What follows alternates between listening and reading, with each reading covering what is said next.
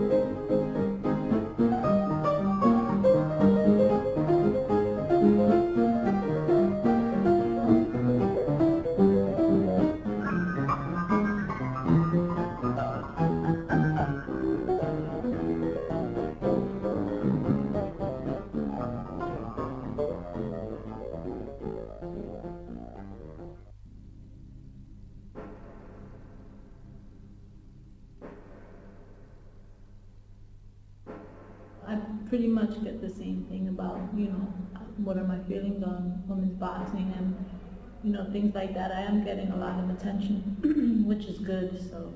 Well, when they call you to the middle, you have to tap gloves, but yeah, sometimes I'll go that, sometimes I'll just give it one hand and walk away. Yeah, I'm like mean. I tell them, that it's helping out boxing in general, whether it's females in the pros or girls who are amateur. Well, there still are people who think that women shouldn't box at all.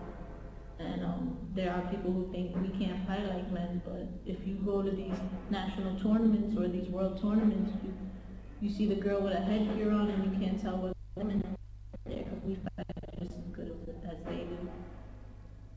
You go to these tournaments and you see a lot of Latino women there, and a lot of little girls in the gym, just, now they're not just doing it just to do it, now they have a goal, which is the Olympics. Before we didn't have that, so I think it's a good thing, and it keeps young girls off the streets, it teaches them how to stay healthy and be fit, which is very important.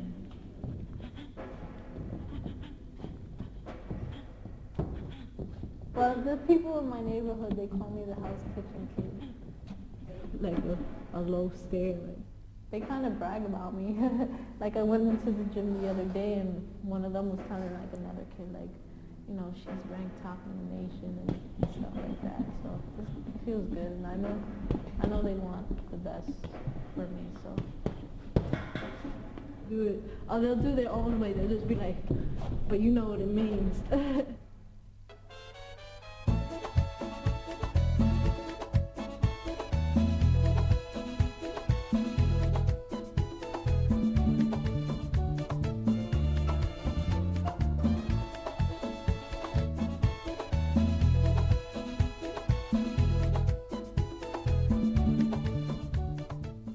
Now we're going to introduce you to a very important Egyptian lady. We're going to introduce you to Mrs. Zainab Sherif. She is Behavior and Character Development Consultant.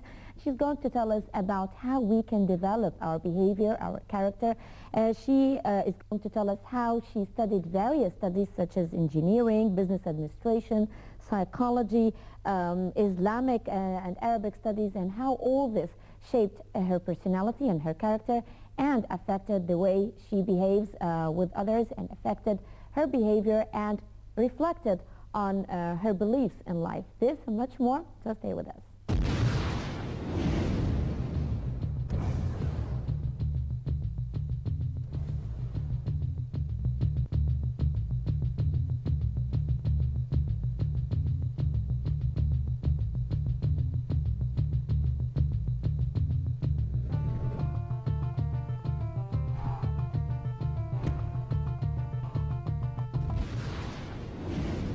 Thank you very much for joining us. Today we are very much honored and delighted to have with us a very special Egyptian lady. We have with us Mrs. Zainab Sherif. She is Behavior and Character Development Consultant. Thank you very much for coming today. Thank you for having me. Thank you for having me. Zainab, you have studied various studies, engineering, business administration, psychology, You have a BA in Islamic and Arabic studies, philosophy and ethics, all this. Tell me more about your studies. I think when you look into the studies, it was more of a self-discovery path. As you evolve from one study to another, you're searching for your own voice. I graduated from high school about 22 years ago, so now the audience know my age, 22 years ago, and I was good in mathematics. Like most of that, during that time, there wasn't the school counseling, there weren't any school counselors, and at that point in time, if you're good in mathematics or physics, you go to School of Engineering. If you're good in biology, you go to School of Medicine, and if neither of these actually intrigue you, you go to Business Administration. So during that point in time, I opted to go for biomedical engineering because I loved the mixture between medicine and engineering and the research and development dimension that biomedical engineering would offer. And throughout the first 2 years, I was a cum laude student with honors, but then something was not clicking right. I like what I'm doing, but this is not me. I'm missing something. I'm missing the interactive dimension. I'm missing the behavioral science dimension.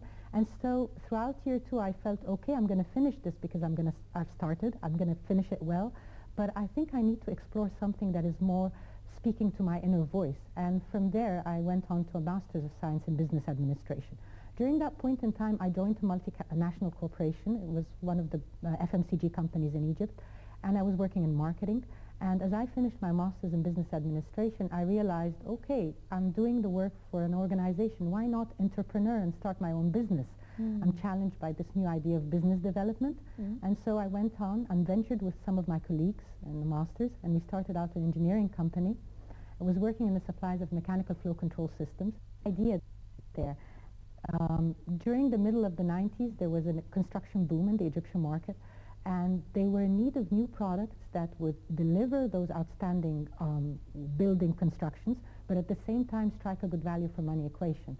So I went out and I said, okay, I'm going to do the marketing dimension. I'm going to work with consultants, change the concepts of design, and then try to come along with those products that deliver against that need. As you evolve in life, at any point in time, everyone gets a spiritual call. Everybody gets it at any point in time. It's just that if you're alert enough for it and you pick the line and you evolve from there. And as I was turning 32, I just wanted to reflect on my inner roots, get in touch with my inner self, with spirituality. My father was a diplomat, so I did have exposure to the Islamic culture, but not in depth. I didn't study the Quran in depth and detail. I didn't study jurisprudence, Sharia, or anything of the sort. And at that point in time, that was synonymous with the rise of the Islamophobia concept worldwide in the West, and after 9/11. And you know, you're mixing in between two worlds. You're hanging in between two worlds. You don't know, you don't belong into the West, but at the same time, you're not quite anchored on the roots of the Middle East. You don't quite understand where you stand. And I think this was the motive and the drive. I wanted to study. I wanted to know what's the whole story. I want to go back to the original text. I want to reflect on it. I don't have a problem with scholarly work. I don't have a problem with going back to school again. So I said, well, well, many of us do have.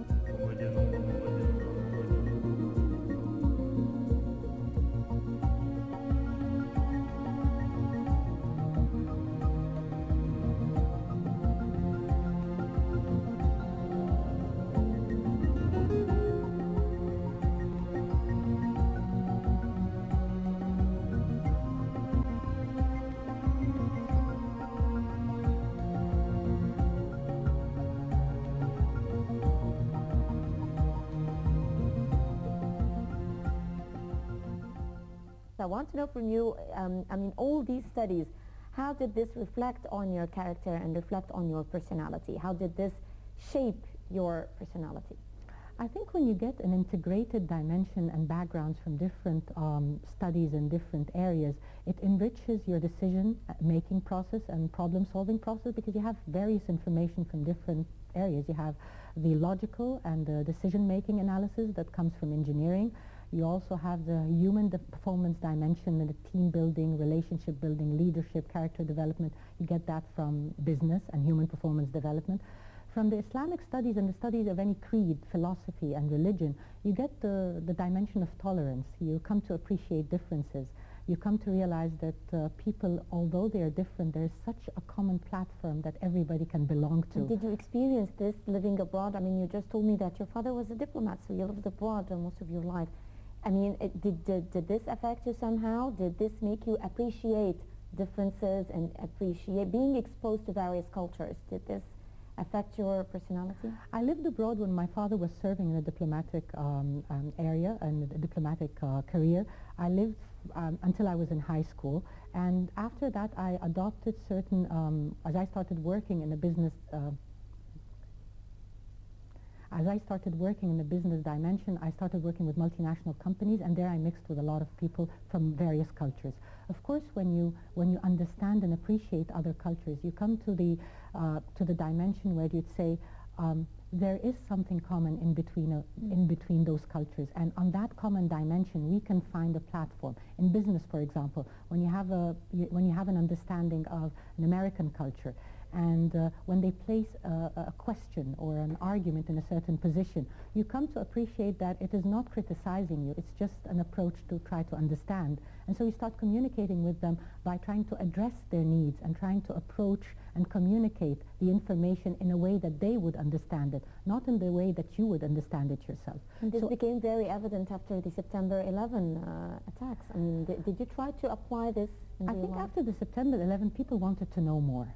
And I think in that point in time what was needed is people should not be defensive, they should be proactive and step out there and communicate knowledge, not in a defensive stance, but more in a proactive stance. This is who we are, this is our culture, it's about tolerance, it's about peace, it's about synergy, it's about accepting others, and this is basic foundational teachings in the Quranic scripture and in all divine scriptures.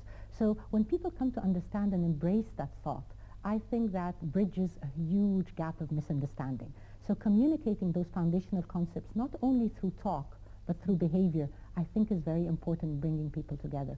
And this is what I benefited from studying Islamic studies.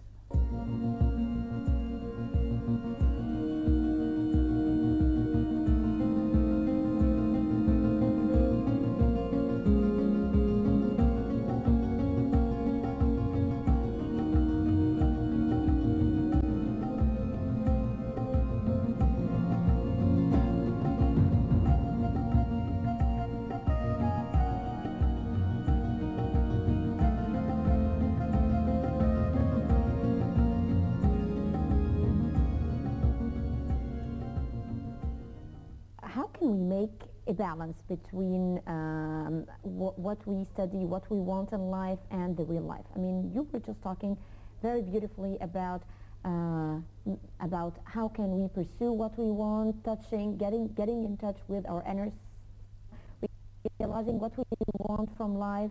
And you just gave an example about yourself being in the second year at school and realizing what you want to do and knowing what you want